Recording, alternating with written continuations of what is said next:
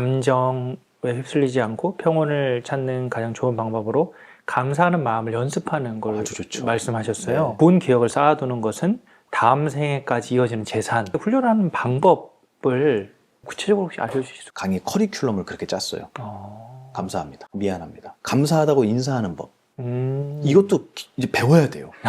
학교에서 안 알려줘요. 안 알려줘요. 근데 이거를 어디서 배워야 되면 가정에서 배워야 되거든요. 원래 부모님끼리 하는 걸 봐야 돼요. 근데 평생 살아도 고맙다는 얘기 한마디를 안 해요. 서로 원망하고 미워하기만 하지 농담을 한 얘기고. 근데 감사하다는 표현을 어떻게 해야 되는지를 몰라요. 그래서 식당 가도 이 종업원들이 일하시는 분들이 물 갖다 주고 뭐 갖다 주는 데 있잖아요. 갖다 주면은 이렇게 세팅을 해주면 고맙습니다 하냐는 거예요. 안 해요. 그러니까 이거는 방법이라는 게 있을 수가 없이 그냥 입에 배야 돼요. 엘리베이터에 타도 닫힌 버튼 누르는 사람한테도 고맙습니다. 저를 빠르게 움직이게. 그렇죠. 네. 놓치지 않게 해주셔서 세이프하게 해주셔서 감사합니다. 그거는 제가 웃자고 한 얘기지만 저는 이 말이 입에 배야 된다고 생각해요. 전 정말 입에 뱄어요. 그게 제가 느껴요. 이거를 가정에서 저는 훈련해야 돼요. 훈련. 그래서 식당 가도 놔주시면은 애들한테 시켜야 돼요. 고맙다고 인사드려야지. 아마 그 일하시는 분들이 더 당황할걸요, 아마? 이게 뭐라고 인사를 받아야 되나? 그때 그분 기분이 어떻겠냐는 거예요. 세상을 밝히는 거예요, 이게. 고맙습니다. 아무것도 아니에요. 어떤 상황에서 어떻게 해라가 아니라 매 상황에서 그렇게 하는 거를 보여줘야 되는 거예요. 너 그렇게 해가 아니라 어른들이, 기성세대들이, 우리 스님네들이, 스승들이 보여줘야 된다. 제가 얼마 전에 고운사 그 불탔잖아요. 거기서 불교의 포교사라는 포교사단 3,000 몇백 명 수계가 있었어요. 그때 저희 은사 스님 모시고 제가 거기 갔어요. 네. 은사 스님 이제 올라가시는 차는 당연히 그 위에까지 올라갈 거 아니겠어요? 3,000명이 왔으니 버스가 얼마나 많겠어요. 그 버스들은 일주문 바깥에 세워두고 그 많은 포교사들이 옷을 다 똑같이 맞춰 입고 고운사 거기를 올라가시는 거예요. 걸어서. 저희 큰 스님은 차로 대웅전 앞까지 가셨지만 행사장까지 가셨지만 앞에 있는 사람들이 걸어가면서 자기네끼리 막 떠들어요. 뭐라고. 근데 뒤에 승용차가 오는 거를 모를 수 있잖아요. 너무 천천히 따라가니까. 근데 운전해 주시는 분이 저분들이 모르시나 보네요 라고 클락션을 누르려고 했나 봐요. 저희 은사 스님께서 클락션 누르지 말라고. 조용히 그냥 따라가라고. 그분들이 알아서 비켜줄 때까지 조용히 따라가 하시고 그분들이 알았어요. 결국에.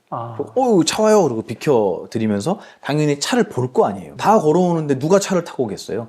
당연히 어른이 타셨다는 걸 그분들이 예상을 한 거예요. 길 옆으로 비껴서 갖고 차가 지나갈 때까지 이렇게 쳐다보는데 썬팅이 돼서 잘 안 보이잖아요. 은사 스님 창문을 다 내리시는 거예요. 그러면서 차에서 고맙습니다. 고맙습니다. 그 많은 사람들한테 올라갈 때까지 고맙다고 인사를 하셔요. 그 손을 막 흔들어 주시고 고맙습니다. 고맙습니다. 저 깜짝 놀랐어요. 저는 그 정도는 아닌 것 같아요. 근데도 배울 게 없냐는 거예요. 어른들한테. 전 분명히 있다고 생각해요. 그게 뭐가 그렇게 고마워요? 그래서 큰 스님 그러시더라고요. 자기 돈 들여서 자기 시간 내서 공부하고 저렇게 옷 맞춰 입고 한날 한시에 버스 대절해서 3,000 몇백 명이 여기로 온다는 거예요. 무슨 이익이 있어서. 저 마음이 고맙지 않냐 그러시는 거예요. 당신한테 아무것도 안 해줘도 그냥 그 마음이 고맙지 않냐는 거예요. 택배기사들 얼마나 힘든 줄 아시죠? 그분들이 없어 봐요. 근데 우리는 갑질해요. 그분들한테. 택시기사 없으면 얼마나 힘들어요? 근데 갑질해요. 식당에 일하시는 분 없으면 밥 못 먹잖아요. 근데 갑질해요. 감사함을 배운 게 아니라 내가 누군가한테 무시당하고 고통스러웠던 기억을 나보다 약하다고 판단되는, 나에게 저항할 수 없는 사람이라고 판단이 되면 그 사람에게 풀어요. 정말 악독한 거예요. 이거는. 정말 이거는 악한 거예요. 이런 거부터 좀 바로잡아야 된다고 봐요. 고맙습니다. 인사하는 거예요. 그 문화가 필요해요. 상대방이 약간 이런 거 가지고 할 정도의 감사함을 표현하는 거. 그 첫 번째가 부모님이에요. 얼마 전에 제가 강의할 때 그랬어요. 내 주변에 있는 부모님이나 동료나 선후배나 누구라도 문자에다가 그냥 고마워요.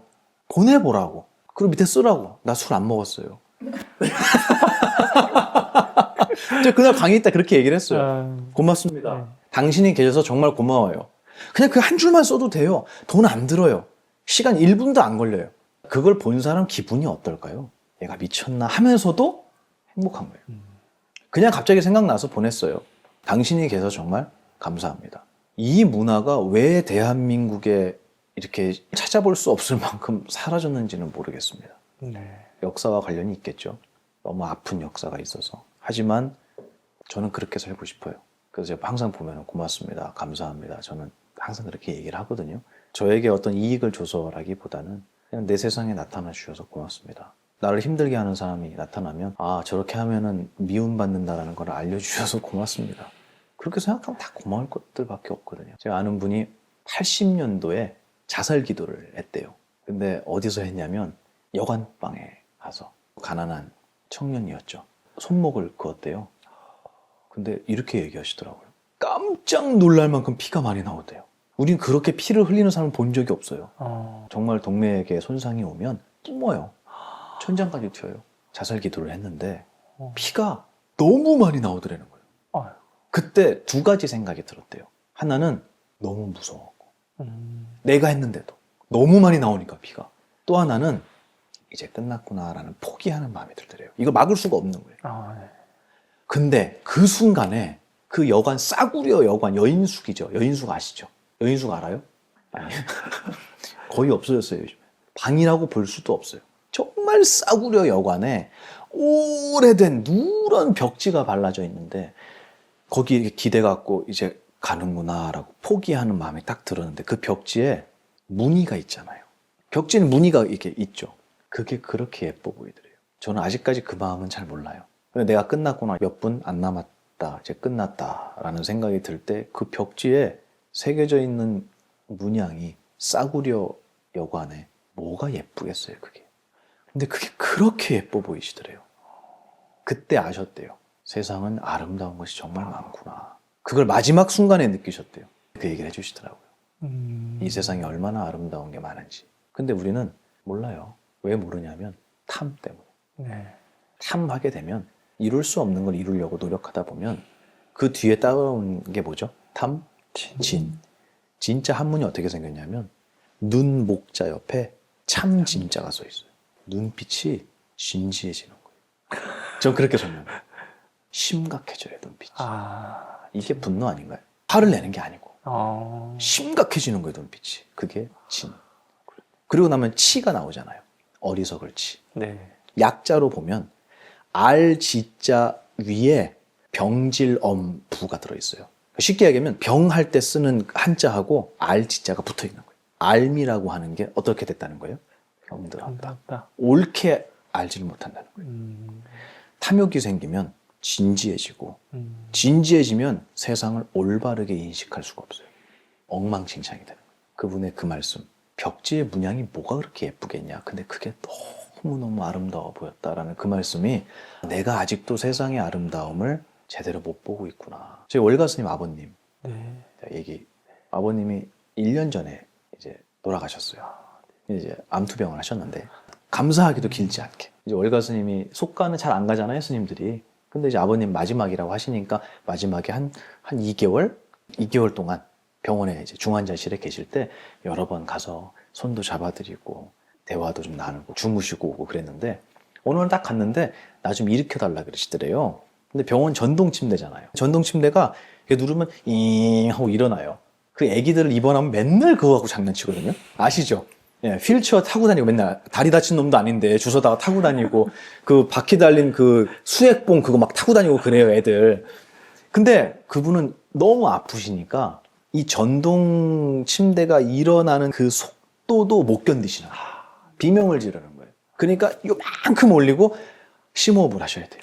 그리고 요만큼 올리고 거의 뭐 1분 넘게 해갖고 이걸 좀 세워드렸대요. 그랬더니 그 병원 침대에는 밥 먹는 상 아시죠? 이게 접었다 폈다 하는 상. 그거를 펴달라 그러시더래요. 밥 먹는 시간도 아닌데 밥도 못 드시죠. 아버지 왜요? 그랬더니 이거 좀 올려달라고. 그래갖고 펴드렸대요. 그랬더니 이렇게 누워있다가 손을 들어서 이게 상이잖아요. 그러면 이러시더래요. 그 뭐 하시는 거냐니까 이게 너무너무 하고 싶었어 그러시더래요. 그냥 그게 다였어요. 이게 너무 하고 싶었대요. 그게 어떤 기분일까요? 얼만큼을 우리는 누리고 사는 걸까요? 저는 그 얘기 듣고 정말 가슴이 슬픔도 있었지만 슬픔이라기보다는 약간 죄책감 같이 느껴졌어요. 행복을 보지 못하는 죄책감 같은 게 느껴졌어요. 감사함을 발견 못하는 자책이 느껴졌어요. 너무 많은 것을 난 그냥 낭비하고 있구나. 고마움이 아니라 안 되는 것만 보잖아요, 우리는. 부족한 것만 보고 미운 놈만 보잖아요. 경부고속도로에 차선 지키는 사람이 얼마나 많아요. 근데 안 지키는 한 놈만 보고 우리는 욕하잖아요. 나머지 칭찬 안 해요. 우리는 안 되는 것만 보고 부족한 것만 보고 나에게 주어져 있는 행복함과 감사함은 정말 이거는 굉장히 상투적인 표현이지만 그 감사함을 모르고 사는 정도가 지나치다는 생각만 해요. 이게 뭐예요, 이게? 이게 하고 싶었다고 출가한 아들을 기다리고 있었던 거예요. 오자마자 이거 해달라 그래야지. 그래서 몇 분에 걸쳐서 침대를 세우고 그걸 올려서 주먹으로 꽝꽝 치시고, 꽝도 아니에요. 세게도 못 쳤대요. 이렇게. 이게 너무 하고 싶었다고. 이제 끝났구나 하면서 의식을 잃어가는 상황에서 싸구려 벽지의 문양이 그렇게 아름다워 보였다라는 그런 얘기들이 저는 감사함이라는 거에 대해서 우리가 완전히 새로운 교육을 받아야 된다라는 생각 저는 하고 있어요. 그래서 어떻게 교육 훈련해야 되느냐 구체적으로 얘기해달라 그랬는데 바로 지금 제가 얘기한 게 구체적인 방법이에요. 알아야 감사함이 생겨요. 그냥 감사합니다 이거 말고 뭐가 감사한지를 발견하는 눈을 안 알려주면 이게 나오겠습니까? 안 나오죠. 눈을 알려주는 사람이 이 세상에는 사라졌기 때문에 우리들 사이에 감사합니다라는 말을 하는 표현이 이 문화가 같이 없어진 거라고 저는 생각해요. 무엇이 감사한지를 알려주는 눈, 이거를 우리의 스승들이, 멘토들이 많은 사람들에게 상식처럼 전해야 된다. 스스로가 그것을 감사해야 하는 모습을 표현하는 모습을 보여주어야 한다. 저는 그렇게 생각합니다. 편안함의 습격이라는 책이 있어요. 우리가 너무 편하게 살잖아요. 막. 네. 배민으로 하고 거기서 얘기하는 거 이 사람이 그 알래스카, 그 북극 쪽으로 그 극도의 고행을 한 거죠. 자신이 맑아지는 경험을 했다고 하는데 그럼 우리도 적극적으로 불편해져야 되는 걸까요? 대한민국이라는 이 아름답고 위대한 국가에 그런 문화가 남아있는 곳이 딱 한 군데 있다고 생각해요. 절지반. 절지반은 아직도 100년 된 문을 써요. 절지반은 아직도 바루공양을 해요. 침대가 아직도 없어요. 스님들이 바보라서? 아니요. 저는 그렇게 생각 안 합니다. 돈이 없어서? 아니요. 그것도 아니라고 봐요. 수많은 불자들이, 공부하는 분들이 스님네들께서 올바로 수행하실 수 있도록 후원하고 보시하잖아요. 그걸로 침대를 할 수 있어요. 근데 왜 안 사실까요? 왜 아직도 불편한 바닥을 좌식문안을 고수할까요? 왜 아직도 전동문이 아니라 100년 된 나무문을 밀고 다닐까요? 왜 아직도 아궁이에 불을 뗄까요? 불편함이 불행함이 아니라는 철학이 있다고 생각해요. 불편함하고 불행은 다른 거예요. 행복을 알기 위해서는 무엇이 행복인지를 알려주는 눈이 필요하다 그랬잖아요. 거기에는 말씀하신 그게 반드시 그 교육이 필요해요. 이게 없으면 얼마나 불편해지는 줄 알아? 그러니까 감사한 거야. 실제로 그걸 경험해 보는 거예요. 이거는 좋아요. 이건 전 필요하다고 봐요. 그리고 그거를 지금 말씀드린 대한민국 불교에서 저는 가장 바람직하게 원형의 그대로의 모습을 경험할 수 있다. 템플스테이 많이 하시잖아요. 네. 긍정적으로 보는데 템플스테이가 점점 그 템플 호텔 스테이로 바뀌는 것 같아서 좀 그게 좀 아쉽긴 해요. 네. 물론 편안하게 쉬는 것도 필요하지만 불편함에서 느껴지는 많은 배움들도 저는 있다고 봐요. 네, 편안함을 추구하고 그것이 당연해지는 요즘에 태어난 세대들은 날 때부터 스마트폰이 있었잖아요. 이런 세대들은 그만큼 행복을 발견하는 눈도 잃어버리지 않았을까 라는 좀 걱정도 있습니다. 그래서 저는 어릴 때, 보살님 어릴 때 그 흑백 TV 있었어요? 없었어요? 그렇게 놀랄 일이 돌리는 거? 그렇구나. 이게 따다닥 돌리는 거. 그거 빨리 돌리면 어른들한테 혼나요. 그게 부러져서 이게 빠져버려요. 그러면 나중에 그거 어떻게 하는 줄 아세요? 맞아, 연장으로 돌려야 돼. 고치지도 못해, 옛날에는. 근데 저는 태어날 때 흑백 TV가 있었어요. 저는 흑백 TV를 보고 라디오가 더 많았죠. 어른들이 라디오를 모여서 듣고 여름에 해가 넘어갈 때 집에서 다 의자를 끌고 나와서 길 옆에 어른들이 나와서 부채를 들고 앉아서 해가 질 때 밖에서 의자 놓고 앉아서 대화를 하시는 거예요. 모르는 분들이 다, 동네 분들이 나와서. 저는 그 세대를 제가 요만큼이라도 겪었다라는 게 정말 감사해요. 그때 그 아름다움을 알아요. 휴대폰이 없어도 하루 종일 시간이 모자랄 만큼 놀 게 많았어요. 근데 지금은 휴대폰을 뺏는 즉시 땅에서 뒹굴기 시작해요, 애들이. 제가 농담으로 그랬어요. 제가 어떤 교수님한테, 계율을 전공한 교수님한테. 교수님, 그 5개, 10개 불교에서 얘기를 하는데 5개가 이제 살도, 음망주 5개예요. 불살생, 불투도, 불사음, 뭐죠? 불망어, 불음주 5개라고 하는데 부처님께서 이 땅에 다시 오면은 6개를 만드실 것 같다고. 6번째 볼 스마트폰 하시고 거기엔 살도, 음망주가 다 들어가 있거든요. 왜냐하면 살해하는 장면 너무 많죠. 쉽게 공짜로 돈 버는 방법 너무 많죠. 다 거짓말이잖아요. 거짓말 너무 많고요. 음란물 너무 많고요. 마지막에 취하는 거 중독되게 만들잖아요. 5개 다 들어있어요. 누가 요즘에 스님들이 스마트폰이 우리의 계율에 약간 어긋나는 것 같아요 라는 얘기를 누가 할까요? 안 해요. 그래놓고 아직도 고기 먹지 마라, 술 먹지 마라 여기에 매달려 있다면 근본을 잃어버린 거 아닌가 라는 생각도 좀 들어요. 그걸 지키면 안 된다는 얘기가 아니라 반드시 그건 잘 지켜져야 되지만 지금 우리가 알고 있는 감사함을 잃어버리는 편리함의 습격. 네. 저는 바로 그 부분에 대해서는 반드시 우리가 교육을 통해서 인위적으로라도 의도적으로라도 우리가 어떤 불편함을 누구에 의해서 감사하게도 겪지 않을 수 있는지에 대한 것 정도는 배워야 된다고 생각해요. 그래서 그것도 굉장히 귀한 교육이다. 저는 동의합니다. 그 말씀에. 불교 심리학에서 그 역시 마찬가지로 우리 정신의 구조를 이해해야지 어떻게 해야 되는가라는 방법론에 대한 답이 나와요. 구조를 알아야지. 예를 들면 성냥은 어떤 구조로 불이 붙는지 우리 배웠잖아요. 어떤 원리로. 비벼줘야 되잖아요. 불 붙어라 하면 안 붙어요. 네, 비벼야 돼요. 그죠? 이것처럼 우리에게 감사함이라는 견해가 나도 모르게 나에게 장착이 되려면 우리 정신의 구조를 알아야 되는데 견해는 기억은 내가 갖고 온 건가요? 아니죠. 기억을 가지고 온 사람은 아무도 없어요. 한국말도 우리는 안 갖고 와요. 나중에 배우는 거잖아요. 기억이라는 것은 100% 전부 다 내 바깥의 나무로부터 배워요. 얻는 거예요. 불경에서는 그 기억을 모아놓은 것을 마음이라고 하고 그 마음을 중생들은 나로 삼는다. 내가 될 수 없는 것을 나로 삼는다라고 부처님께서는 지적을 하시는 거예요. 왜냐하면 기억은 애초에 내가 갖고 온 게 아니거든. 얻은 거잖아요. 어쨌든 우리 구조는 그래요. 다른 세상에, 내 바깥의 세상에 의해서 얻어진 기억들의 힘으로 나의 견해라는 게 만들어지잖아요. 감사함의 견해가 만들어지려면 어떤 기억이 들어와야겠습니까? 정답이에요. 그러니까 나는 생각을 못하고 있는데 우리 부모님이 그런 얘기를 하는 거예요. 어느 날. 참 택배기사님들 고맙지. 심지어는 이런 분이 있었어요. 저희 절에 택배를 보내시는 분이 있는데 팀장님이에요. 근데 쌀을 보내도 그렇고 뭘 보내도 그렇고 어머님 돌아가셨거든요. 몇 개월 전에. 근데 어머님이 절대로 10kg 넘는 거는 보내지 말라고. 왜요? 저 처음 들었어요. 그 얘기. 80 노인네가 그 얘기를 하시더래요.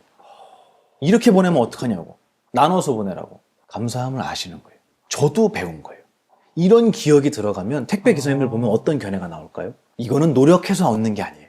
노력해서 얻어지는 게 아니고 나의 기억이 어떤 것으로 채워지냐에 따라서 나의 견해가 바뀌더라. 그러니까 그렇게 나의 견해를 감사함의 견해로 내려면 이 세상에서, 가정에서, 학교에서, 사회에서 나에게 그 감사함을 표현했던 사람들을 많이 만나야 된다는 거예요. 그러니까 이거는 절대 혼자 할 수 있는 게 아니라 내 기억은 남이 만들어주는 거니까 이 세상에서 감사함을 표현하는 어른들, 우리 기성세대들이 공부를 해야 돼요. 그래서 노력해야 됩니다. 그래서 일부러 더 의도적으로 하면 우리의 후대, 우리의 뒤를 따르는 사람은 노력하지 않아도 감사함을 발견하는 눈을 저는 얻을 거라고 분명히 믿습니다. 이게 우리 정신의 구조이기 때문에 10kg 넘으면 안 된다는 그 얘기가 제가 어떻게 기억하겠어요? 옛날 몇 년 전 얘기잖아요. 그런데도 제가 기억하는 이유가 뭐냐면 제 기억에 그게 들어왔거든요. 그리고 제 견해가 바뀌었거든요. 저도 택배를 시키진 않지만 기사님들 보면 아유 얼마나 고생하실까, 얼마나 무거울까 그 견해가 나오고 당연히 감사한 생각이 들잖아요. 이건 물들어가는 교육. 그래서 이거를 불교용어로 훈습, 연기 훈자예요. 연기 냄새가 몸에 배듯이 그렇게 우리가 습관을 지금부터 시작해서 공부하듯이 하는 게 아니다. 매 순간 나의 주변을 채우고 있는 나의 세상에서 나에게 가르침을 계속 주고 있는데 아름다운 가르침을 내가 받고 싶으면 모두 각자가 스스로 공부해서 아름다운 견해를 분명히 얻어야 우리의 뒤를 따르는 많은 후대들도 노력하지 않고 행복한 견해를 얻을 수 있지 않겠느냐라고 생각합니다.